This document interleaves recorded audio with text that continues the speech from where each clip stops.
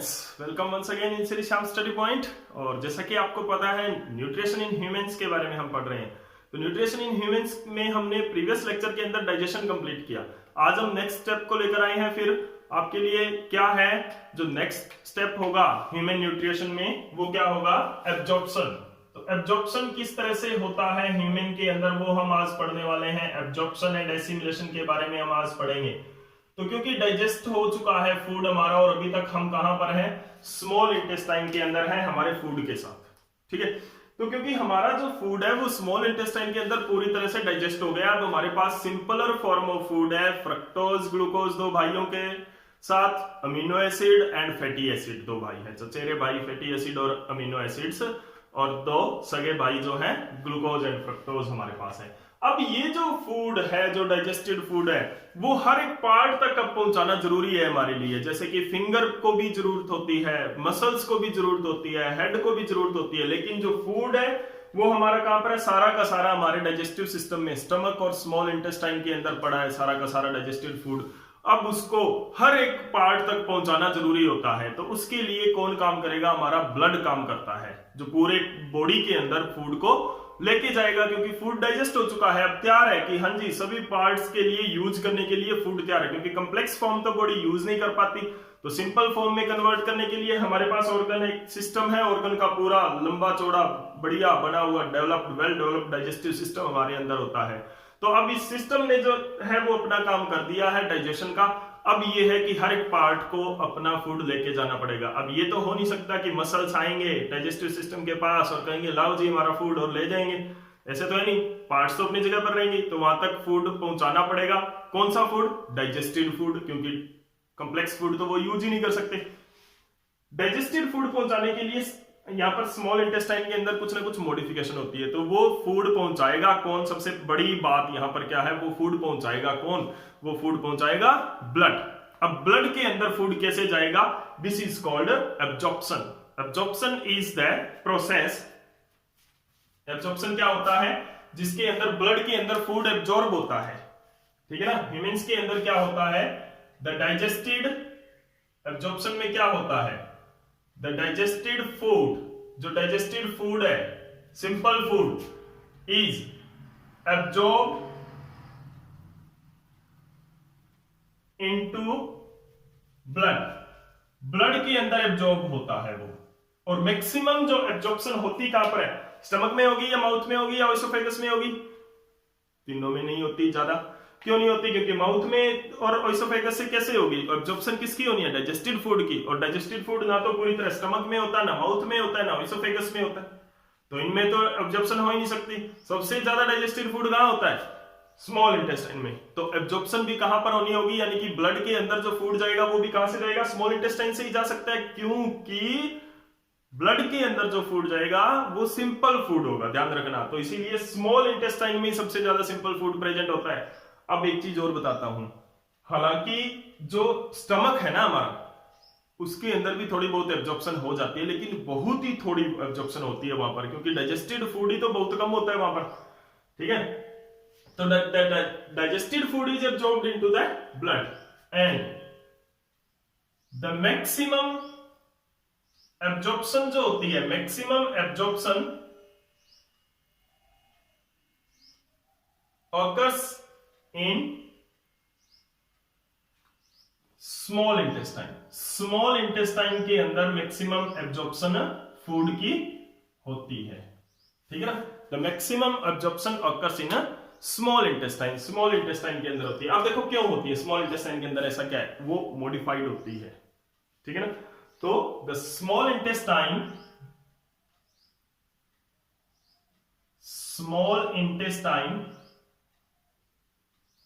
is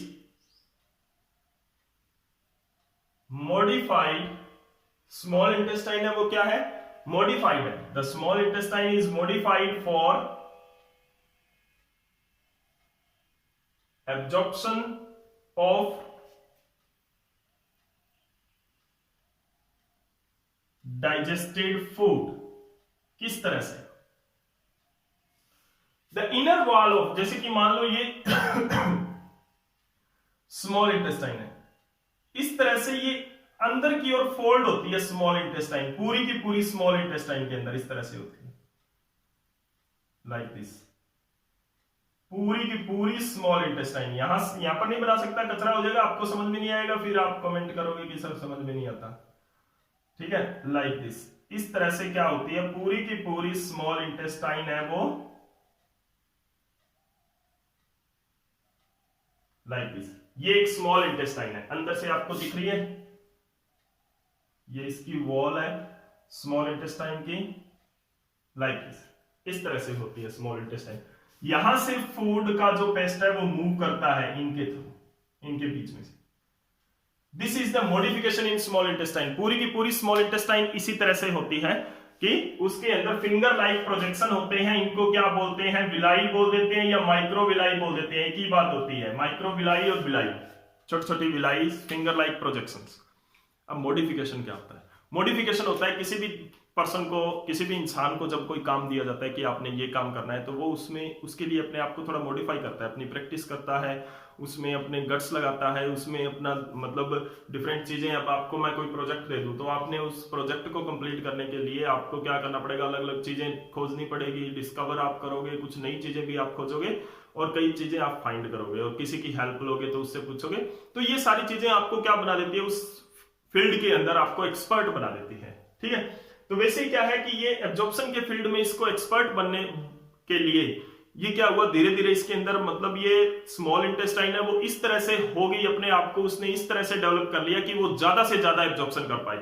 और वो development क्या होती है, इसकी मॉडिफिकेशन होती है। तो it is modified for the absorption, मतलब विकसित होगी, डेवलप्ड होगी, कि इस तरह से डेवलप्ड हो गई है कि ये absorption of food, digested food कर सके। तो वो एब्जॉर्प्शन क्या होती है, the wall of intestine, the wall of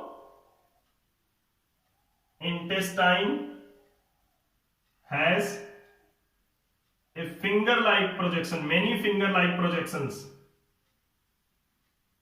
many finger-like projections, many finger-like projections called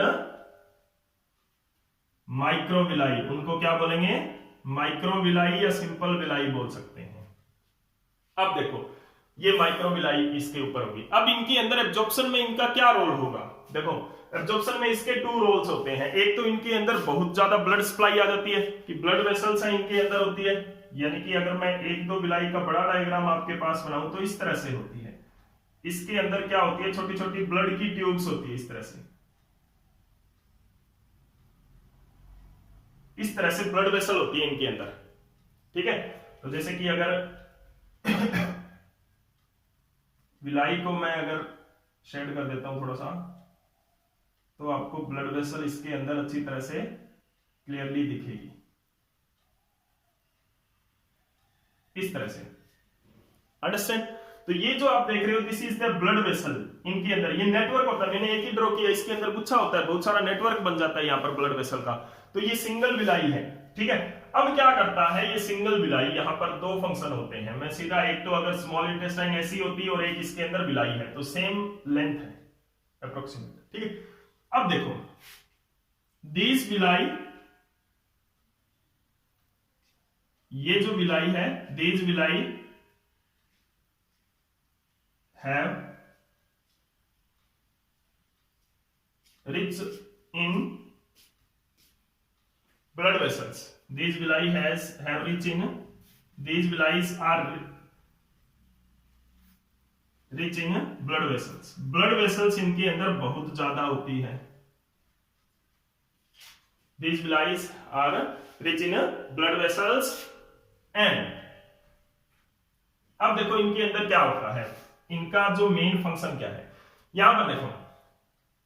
अब अगर कोई भी फूड एब्जॉर्ब होगा, यहां पर अगर सीधी होती, इंटेस्टाइन की वॉल अगर सीधी होती तो क्या है, अगर ये वॉल सीधी होती तो एब्जॉर्प्शन यहां पर इसके अंदर ब्लड वेसल होती, तो ब्लड वेसल के अंदर एब्जॉर्प्शन होने के लिए सिर्फ हमारे पास इतनी जगह है, इस जगह में से एब्जॉर्प्शन होती है।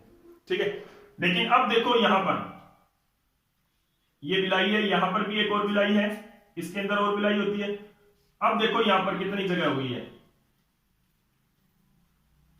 ये सारा एरिया क्या हो गया है एब्जॉर्प्शन के लिए, इतनी जगह पर एब्जॉर्प्शन हो सकती है, इतनी जगह, यानी कि इतनी जगह अगर हम लेंगे, इतनी जगह लिए इस विलाई ने, इतनी जगह पे क्या है विलाई प्रेजेंट है। तो अगर यहाँ पर विलाई नहीं प्रेजेंट होती, इतनी जगह में ये विलाई, ठीक है, अगर विलाई प्रेजेंट नहीं होती तो क्या होता, सिर्फ इतनी जगह हमारे पास होती, ठीक है, लाइक इतना स्पेस हमारे पास होता जहां पर ये एब्जॉर्प्शन होता। लेकिन अब क्या है, वो स्पेस बढ़कर इतना ज्यादा जगह हो गई है, अभी इतनी ज्यादा लंबी वॉल हो गई है हमारी जहां पर ये एब्जॉर्प्शन हो सकती है। तो ये क्या करता है, विलाई क्या करती है, this villi increase the surface area, surface area को बढ़ाती है फॉर एब्जॉर्प्शन। एब्जॉर्प्शन के लिए सरफेस एरिया को इंक्रीज कर देती है ताकि मैक्सिमम एब्जॉर्प्शन हो। तो पता चला किस तरह से मॉडिफाई होती है, और ये मॉडिफिकेशन का मतलब क्या होता है, this villi are rich in blood vessels, blood vessel की बहुत ज्यादा इसके अंदर सप्लाई होती है, और फिंगर लाइक प्रोजेक्शन को माइक्रोविलाई बोलते हैं। तो आज के इस लेक्चर के अंदर हम इतना ही करेंगे। नेक्स्ट लेक्चर के अंदर हम पढ़ेंगे नेक्स्ट प्रोसेस ईजेशन। तो अभी यहां पर मैं एसिमिलेशन के बारे में थोड़ा और बता देता हूं आपको। एब्जॉर्प्शन के अंदर हमने क्या किया है, फूड को एब्जॉर्ब किया ब्लड के अंदर, तो इंटेस्टाइन मॉडिफाई होती है इस काम के लिए, एब्जॉर्प्शन के लिए। इसके अंदर फिंगर लाइक प्रोजेक्शन माइक्रोविलाई होती है। The intestine wall have many finger like projections called microvilli. In microvilli के अंदर ब्लड वेसल बहुत ज्यादा होती है, और ये क्या करती है, increase the surface area, most important line है ये, increase the surface area for absorption. की विलाई का फंक्शन क्या है, it increase the surface area. बहुत बार क्वेश्चन आता है कि विलाई का फंक्शन क्या होता है, स्मॉल इंटेस्टाइन में ऐसा क्या होता है जो वो उसके अंदर सबसे ज्यादा एब्जॉर्प्शन होती है। तो this modification of small intestine, ये मॉडिफिकेशन आपको बतानी पड़ेगी वहां पर कि उसके अंदर फिंगर लाइक प्रोजेक्शंस होती हैं जो उसका सरफेस एरिया इंक्रीज कर देती है, जिसकी वजह से वहां पर सबसे ज्यादा एब्जॉर्प्शन होती है। स्टमक में ऐसा नहीं होता है, इसलिए स्टमक में या बाकी पार्ट्स के अंदर एब्जॉर्प्शन बहुत कम रह जाती है। अब देखो इसके अंदर क्या है, एसिमिलेशन में क्या होता है, बड़ी सिंपल सी लाइन है, जो डेफिनेशन है वही है एसिमिलेशन की। ज्यादातर जो बुक्स आपको मिलेंगी या कहीं पर आपको मिलेगा तो आपको एसिमिलेशन डिस्क्राइब नहीं किया होगा। क्यों नहीं किया होता पता है, क्योंकि एसिमिलेशन की जो डेफिनेशन है वो वही रहेगी। यहाँ पर एसिमिलेशन की डेफिनेशन आपने क्या पढ़ा कि the food, digested food is transported to the every body part after absorption and every body part use it. तो दैट इज हियर एब्जॉर्प्शन हो गया है। अब एसिमिलेशन का मतलब क्या है कि जब पूरी बॉडी पार्ट में ब्लड के अंदर चला गया है, जब फूड, डाइजेस्टेड फूड, तो वो पूरी बॉडी में डिस्ट्रीब्यूट हो जाएगा ब्लड के साथ, क्योंकि ब्लड तो पूरी बॉडी में ट्रांसपोर्ट होता है। जब पूरी बॉडी में डिस्ट्रीब्यूट हो जाएगा डाइजेस्टेड फूड, तो वो अपने आप डिफरेंट बॉडी पार्ट्स उसको यूटिलाइज कर लेंगे, दैट इज द एसिमिलेशन। तो नेक्स्ट लेक्चर के अंदर हम पढ़ेंगे ईजेशन, नेक्स्ट प्रोसेस, जो लास्ट प्रोसेस है इस डाइजेशन की, और ह्यूमंस के अंदर डाइजेशन हम कंप्लीट करेंगे नेक्स्ट लेक्चर के अंदर। तो अगर आपको ये लेक्चर अच्छा लगा तो प्लीज लाइक एंड शेयर जरूर कर दें। Thank you.